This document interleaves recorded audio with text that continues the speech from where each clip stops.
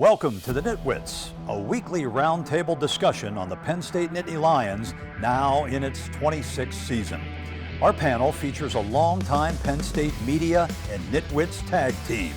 Neil Riddell of the Altoona Mirror and Mark Brennan of Lions 24/7 with Fight on State. The NitWits are hosted by WTAJ's Andrew Clay, and each week we welcome a former Nittany Lion as our special guest analyst. NitWits are brought to you by Irwin Financial, Raymond James, a firm foundation for your financial future. By DeLeo Games, serving the community since 1945. By Monarch Cleaners, for all your dry cleaning, carpet cleaning, and rug cleaning. By Reed and Solaney Orthodontics, providing friendly, family-focused orthodontic care in Altoona, Bedford, and Huntingdon. By McAleer's Plumbing, specializing in plumbing, heating, and air conditioning, serving our community since 1886. By Remax Results Realty Group, committed to a culture of professionalism, productivity, and exceptional service. By Dorman's Jewelry, the answer is always Dorman's. By Star Beverage, no matter what type of weather, we are a convenient drive-through one-stop beer store. By Brent Kogan Electrical Services, lighting the way for you. By NovaCare, Altoona and State College, the power of physical therapy. By Fullington Tours, offering round-trip transportation to and from Beaver Stadium from locations in State College and Altoona. By Blair Candy Company, the one-stop shop for all your tailgating needs, candy, snacks, paper supplies, and more. By Harry's Construction, if you can dream it, we can create it. By Lions 24/7 with Fight on State, your online home for Penn State football and recruiting coverage. And by the Altoona Mirror, featuring Penn State Game Day every Friday and Penn State Extra every Monday. Central PA's favorite Penn State insiders are back. The NitWits return for a 26th season. And tonight, the crew returns to preview Penn State football's 2023 season. So sit back, relax. We've got a great half hour of insight in store for you tonight as our Nittany Nation Overtime season preview kicks off. Let's go. Hey, what I'm doing, hey, getting right to it. Yeah, the money is talking, I'm flowing, it's coming in just how I do it. Yeah, you know what it is. Hey, we doing it big. Look up, there is no limit, no, we cannot settle for this. Yeah, can't stop. It's been on live. You don't believe it, just watch.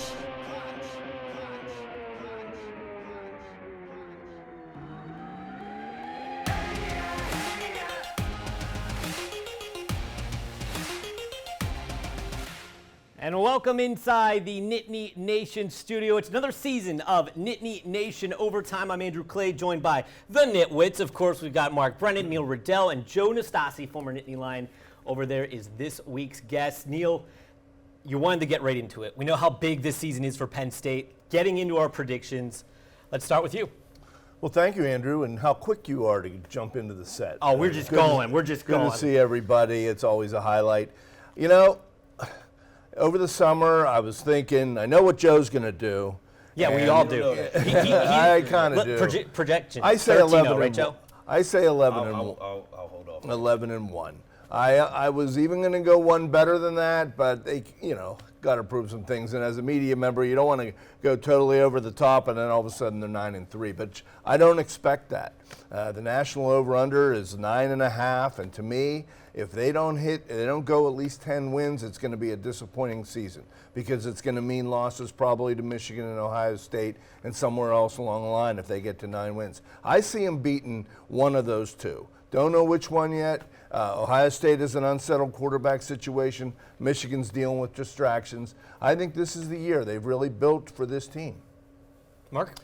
Yeah, I'm looking at it the same way. I'll just come right out and say 11 and 1. And my rationale, this is as deep a Penn State team as we've seen under James Franklin, as talented a team as we've seen. But what do we know about Penn State traditionally? Penn State has been unable to beat Michigan and Ohio State in a given year. They haven't done it since 2008. Haven't beaten them both when those two teams are ranked since 1994. So it's been a minute. They're going to have to show me that they can do that in a given season, that they have the mindset They have the physical ability, they have the talent, they have the depth to do it, but they're going to have to do it before I can go on that limb. I'm like Neil. I think they win one of those 2 games, and that still keeps you in the mix for the Big Ten title and a college football playoff, but I don't think they get both. And Joe, you're going to say they beat both those teams. So why is that? Because you're going to go undefeated, right? We're going 1-0 mentality. So I mean, we got West Virginia to start with, but that's how we have to look at it. But the graphics were great. I really like that. Didn't look like that 26 years ago, I'm sure. But hey, I like everything that they're saying. It's correct. A lot of it's going to depend on injury. I mean, you got a new quarterback here. The run game's going to help it. Offensive line's going to help it. I mean, I'm going to say. What we got? 12. Well, yeah, before the bowl game. So prior to Regular season. Yeah. Regular. Okay, we'll go 12-0. 12-0. Yeah. I like it. I mean, I hit it before. I'm just saying they have the pieces in place, like you were saying, they have the depth. I'm excited about seeing it, but again, me personally as a coach, I'm taking the 1-0 mentality. We got West Virginia that's going to make it happen. And I agree with everything everyone here has said. I'm a 10-2 guy. I'm not convinced they're going to win even one of those games, but I'm also not convinced they're not going to lose a silly game like Illinois in 9 overtime in the rain. We've seen that throughout the time, and honestly, to me, it just all comes down to Drew Aller. We know the defense is going to be great.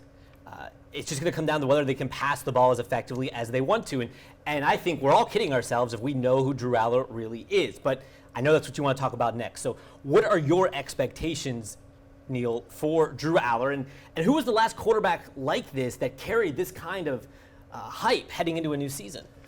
Yeah, that's a good one. You really have to go back to probably the Kerry Collins era of a guy that everybody was looking forward to seeing almost from the minute they got there. And they've usually had maybe more of a competition back in those days through the 90s. They haven't picked a starter yet. What do you mean? Yeah, I know. I expect him to build on last year. When you look at what he did in the Purdue game, when he came in a tough situation on the road at night, Big Ten opener, season opener, threw a beautiful ball that was dropped. He didn't have any interceptions through the season. Very poised, strong arm. I mean, I know some people have already had him in the Heisman hunt, which to me is premature, but I look for him to be able to build, and hey, they have a lot of talent around him. He doesn't have to win every football game by himself. I expect him to play well. And I think that's the key point. Number one, you look at the talent around him. This is as deep an offensive line as they've had, that they can afford to have an injury or two and still be a really good offensive line.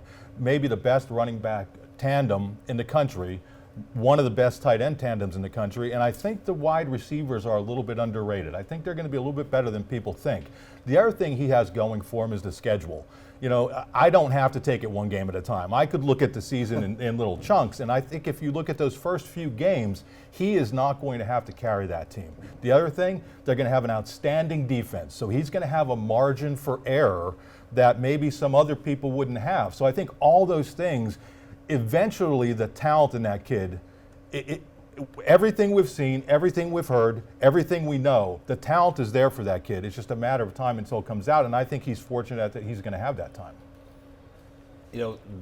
Quarterback's best friend, good defense and a run game, and I think, we're set up for that. So everything that you guys have been talking about with the depth on the offensive line and being able to run the football with great running backs, that's really going to help him, because now he's going to be put in a position where he's going to get some one-on-one matchups. He's going to have, it's not going to be sitting back there. We have some play action. It's going to really be really good for him, so that we don't have to sit there and just rely on dropping back and throwing this thing 40, 50 times a game. That's really going to help. Won't get the Heisman numbers, but, it's going to be a good football team. I also like the fact that he and Yurcich have a good rapport. This is his second year with Yurcich, where Yurcich recruited him. I think there's a comfort zone there. And Joe, what I wanted to ask you though specifically, we set expectations. It's up to players to deliver them. How do players react to the expectations that the three of us over here like to go out here on TV and set? And then how do you guys internalize those, or do you guys even hear those expectations? You do. I mean, you would be fooling yourself if you thought that people didn't listen to what was being said about them, good or bad. The expectations are what they are. He's a competitor. He didn't get to this position by not being that way. And some guys, like what I see in him right now, is he's a guy that wants the ball in the fourth quarter. you just see these guys that are able to take that information, process, and say, yeah, there's a lot of weight, but that's what you want. That's why you go to Penn State. That's why you're a quarterback and have those high expectations, because you have them for yourself.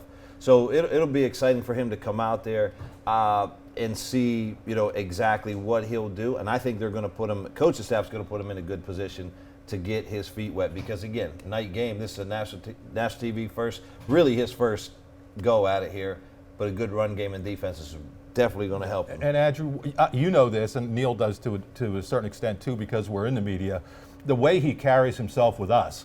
And I'm not saying that because it's some huge thing, but there are people, when you're in front of that spotlight, when you're up on that main stage, that is not the easiest thing to do. This kid's handling the NIL stuff really well. He's dealing with us out at the Rose Bowl.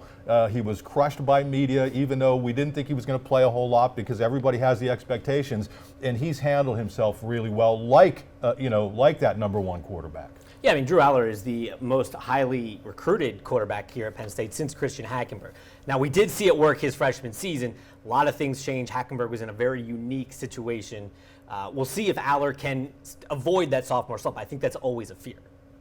Yeah, but I get back to the point Joe made, and I know the expectations, with all of us, but I don't think any of the expectations that these teams have, theirs are all higher than ours. They all believe that they're going to get there. You hear them all say, "Oh, we got the best group of tight ends in the country, and we get the best," and they have 3 candidates for Player of the Year on defense. I mean, all these lists.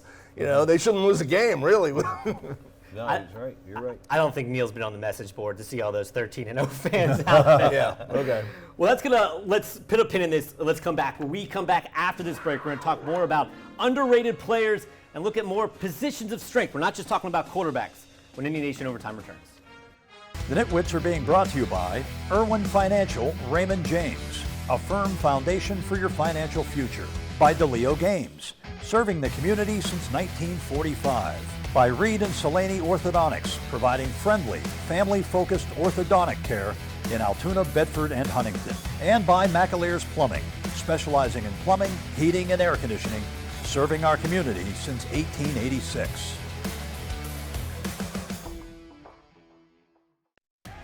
You're watching Nittany Nation Overtime. Back here on Nittany Nation Overtime. Remember, all season long, keep up with Penn State football over on the Nittany Nation app. The QR code's right there on your screen. Back here in studio, Joe Nastasi, our guest, Mark Brennan, Neil Riddell. It's the Nitwits, of course, Nittany Nation Overtime, 26th season. I want to go into positions of strength.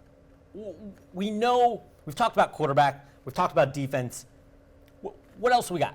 What's the strengths here, Mark? Well, Neil's trying to figure out what a QR code is, number one. So what you do is you take your cell phone out and you just do one of these. Adam told me he likes the podcast, and it's easier to listen to. No, Good. listen, I think there are the obvious positions of strength. I mentioned a couple of them, running back with Singleton and Allen. At tight end, I think you have Tyler Warren and Theo Johnson. Both guys were banged up last year.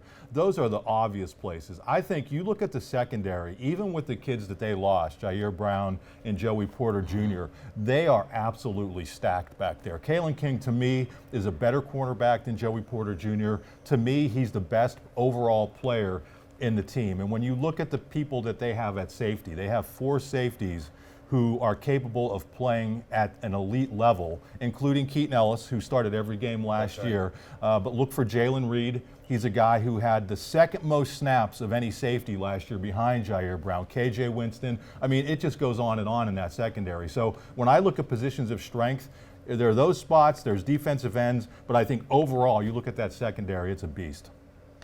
I mean, you're laying down the gauntlet, pal. I'm going to remind you when they go to Ohio State, because Kalen King's going to have to match up with Marvin Harrison. Sure. And that's going to be one of the keys to that game and this season. Yeah. So I'll say linebackers. I mean, to me, Carter and Jacobs, I mean, these are terrific players. Obviously, they gave Carter number 11. He looks like he's going to be special. I don't know whether it'll be Ellison or Elsdon or King. He'll be King. Yeah. So I think they have a good group of linebackers. I love Abdul Carter. I think Who doesn't? Yeah, I mean, he's really, really good. Obviously, the backfield. I mean, you look at the running back situation, and that's a Juwan Sider situation. Went down, got guys, lands guys, know how to recruit, best in the business. I see that backfield and that offensive line. I mean, I think what they've done with the offensive line now, they're going to be able to get that ball downhill now. It just really you can go position by position, but I really like the linebacker situation. I'm not sure how deep we are there, but Abdul Carter, in my opinion, and of course I want to go with the state high, Keaton Ellis at safety. So those are probably the positions that I would say. And what no one has mentioned, hasn't been brought up this entire show, that defensive line. That front four, that front seven as a team, to me, one of the best, probably the best in the Big Ten, one of the best in the country. They're deep. There's a lot of talent there. They're going to get a lot of sacks. We looked at what they did last year with tackles for loss, sacks, right. QB hits, hurries, all of that. There's no reason to not expect that to be a factor this year. So from strengths to weaknesses, Neil, what concerns you about this team? Well, I know the defensive expectation is off the chart, but you know what? Michigan and Ohio State scored 80 points against them combined. Mm-hmm. So, Michigan rammed the ball right down their throat. So before we anoint this defense as the best in the country or even one of the best, they're going to have to prove that they can get in a back and forth game and not be lit up for quite that many points. So to me, that's just an overall concern. And, you don't have experience at quarterback. Certainly don't have any behind Aller. So I think you have to put them into the kicking game as well. Yeah, I think Neil waited till the end to say that the biggest glaring potential trouble spot is going to be the kicking game. You have to replace your starting place kicker, your starting snapper, your starting holder. That is a lot of parts to bring together. So your one scholarship kicker, Sander Sahadak from down in the Lehigh Valley, you would imagine that he's going to be able to beat out Alex Fickens, who's the transfer from Columbia. But it's not just that. I mean, again, you have a new holder and a new snapper. And it's one thing to do these things, like we've been at practice, and it's been pretty cool to see that they're going through, and Franklin's literally there like yelling at these guys as they're going to kick to try to distract them. That's one thing. When your first game is on NBC at night in Beaver Stadium against a Power 5 opponent, so I'm just saying, this team, sooner or later, you're going to be in a close game, and that kicking game better come through. I think that is the biggest issue on this team right now. Yeah, but you don't need to kick field goals when you score touchdowns, right? Well, sooner or later, you're going to have to kick field goals. That's right. Little hint on your pick. We hear tight game, huh? Okay. Well, we're going to get to that in just a second, but Joe, what's your concern before we hit this break? So, when you're talking about the concern, it's always the kicking game because it's just like anything else. You don't know what the offensive lineman's name is until he gets the flag. So you don't need him till you need him, and then all of a sudden he has a game winner and you understand who he is. So, the kicking game, I know we've had some question marks at receiver because we haven't had that one guy yet that has really stepped up and blown the lid off. So to me, it would be probably kicking game, receiver position, and I'm not saying they're not great, but we have to take the want-to-know mentality and show up, just like Neil said on the defensive side of the game. One more quick point on a concern. Tangwell, he missed the second half of last year, and now he's been out part of camp, and it was a lot of high hopes for him. Yeah, I think they're fortunate that they have J.B. Nelson, a junior college transfer who was able to redshirt last year. He's one of the brawlers on the team. Not sure how long Tangwell's going to be out, but they're good. That's the depth that we're talking about. And one other thing, it's Felkins, not Ficken, because if they had Sam Ficken, it'd be in a good spot with the kicking game. So I apologize for getting Alex's name wrong. Well, when we come back, we're going to take one more break. When we come back, we're going to talk about Big Ten expansion. It's all the buzz in college football. What's changing around the landscape? We're going to dive into that when Nittany Nation Overtime returns. The NitWits are being brought to you by Monarch Cleaners for all your dry cleaning, carpet cleaning, and rug cleaning. By RE/MAX Results Realty Group, committed to a culture of professionalism, productivity, and exceptional service. By Dorman's Jewelry, the answer is always Dorman's. And by Star Beverage. No matter what type of weather, we are a convenient drive-through one-stop beer store. You're watching Nittany Nation Overtime. Well, gentlemen, Big Ten expansion has been a huge point of topic throughout this entire offseason. The Big Ten was 10 teams, 11 teams, 14 teams. Now we're going to 16, 18 in the future. What are your reactions first, Neil? Well, I mean, Penn State's in great position. I do feel bad for everybody, the Washington states and the Oregon states and people who may not be able to have the same kind of program that they've had for 100 years. Here's Stanford, for God's sake, looking for a home. So I think college sports so badly needs leadership, and it's not real optimistic that they're going to find it, but Penn State's in great condition. Yeah, I'm kind of in the same boat. It's tough to see what's happening to college sports. I think it's inevitably going to be two major conferences for the powerhouse teams, but that's the way it's going. And as Neil said, Penn State is extremely well positioned. So it's better to be in that spot than you said than some of these programs. I mean, it's sad to see Stanford, Cal, these programs with their hat in hand trying to work their way into conferences. For sure. Joe, is this hard for you, particularly as a former player? Well, this is a rich gets richer. The traditional side of it is, kind of gone. You don't see it's just all changed in the playoffs. So you're going to see them more like a NFL style. I think you're going to, like you say, you have the AFC, NFC. I think that's sort of how it's going to be set up. You're going to have the South, or the North, however they divide it. Good. I mean, it's good for, like you said, Penn State. Some teams that are borderline, you almost have another conference. You have a 1A, you might have a 1-2A, 1-3A. I mean, because you're going to have schools that are just not going to be able to do it anymore, and they're going to be irrelevant in the big picture. And, it's like, where do they find a home, like you said? And, I mean, I like it because we're on the right side of it. We're on the Penn State side of it because big market. I'm excited to see a Saturday night game with USC and Penn State in the regular season in November over here at our stadium. So, those part of it, yeah, that's really good. But for like you said, the other schools and the traditions, those are pretty much gone, and I've accepted that. To agree with Mark a little bit, I think we're kidding ourselves when we think this is over. If we're thinking that, in the next 5-10 years, we're not going to see an even bigger overhaul of college football. For sure. Let's talk about underrated players who are flying under the radar. I want to start with you, Mark. Who do you think is just someone we're not talking enough about? Yeah, I mentioned it before. Kobe King, the middle linebacker, Kalen King's twin brother, if you can believe it. He's much bigger than Kalen. But from everything we hear, just has taken his game to another level. It was tough because Tyler Elsdon was out in the spring with an injury. That gave Kobe King more and more snaps. And I think everybody's talking, rightfully so, about Abdul Carter and about Curtis Jacobs. But look for Kobe King in the middle of that defense.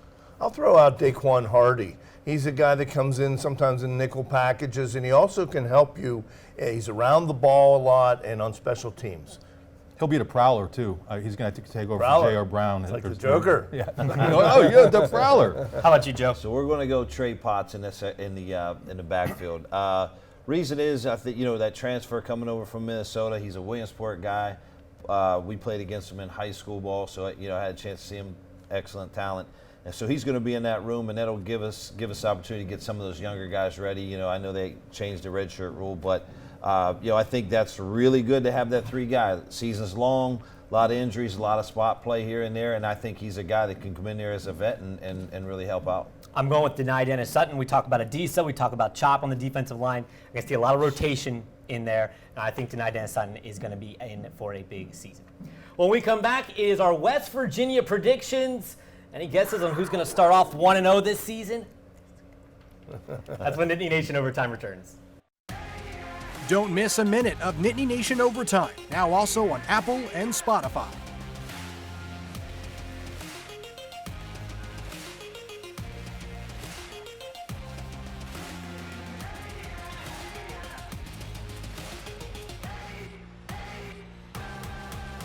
The NitWits are being brought to you by Brent Kogan Electrical Services, lighting the way for you.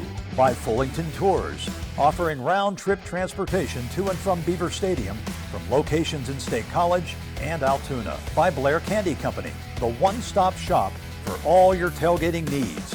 Candy, snacks, paper supplies, and more. By Lions 24/7 with Fight on State, your online home for Penn State football and recruiting coverage. And by the Altoona Mirror, featuring Penn State Game Day every Friday and Penn State Extra every Monday. You're watching Nittany Nation Overtime. About 90 seconds to close this out. Let's get our West Virginia picks in. We're going to start on my left here, Mark. What you got? Yeah, I think Penn State. I see an edge around this team. James Franklin at practice recently has been really kind of motivated and a little amped up. So I think Penn State's going to play well, win this relatively easy, 37-14. Okay, I said 38-13. That's 25. Don't land on me. Ooh, man, I'm going, let me see here. I'm not good at math. Let's go Penn State 45, West Virginia 27. Ooh. Oh, wow. Okay. Second's going to be in fourth quarter. My number was very much around Mark, so I'm going to change it up here a little bit and go. I'm going to go 34-6. Penn State's going to get a near shutout. Now you guys are squeezing me already. You're the one who squeezed. I went already, first, and all you the time. immediately squeezed. Neil starts off cheating right off the bat. Do you have a QR code that you can? Do I have a QR code for you? Yeah. We'll replay the tape later and figure this out later. Well, that'll do it for this first edition of Nittany Nation Overtime. When we come back here next time, Penn State's going to be 1-0, right? Yeah. Let's go. We got Bill Contz. For Mark Brennan, Neil Riddell, Joe Nastasi, I'm Andrew Clay. Thanks for watching. Thanks for watching WTAJ's Nittany Nation Overtime. Tonight's show is brought to you by DeLeo Games, Cisney and O'Donnell, The Student Bookstore, Joe Comfort Toyota, Legends Power Sports, and Belding and Mall.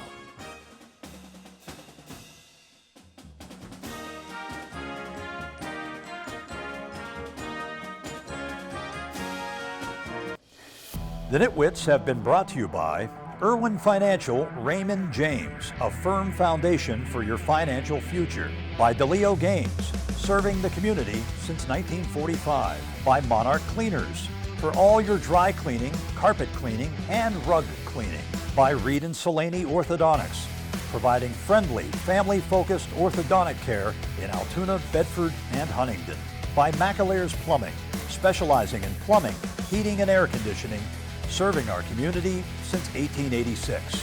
By RE/MAX Results Realty Group, committed to a culture of professionalism, productivity, and exceptional service. By Dorman's Jewelry, the answer is always Dorman's. By Star Beverage, no matter what type of weather, we are a convenient drive-through, one-stop beer store. By Brent Kogan Electrical Services, lighting the way for you. By NovaCare, Altoona and State College, the power of physical therapy.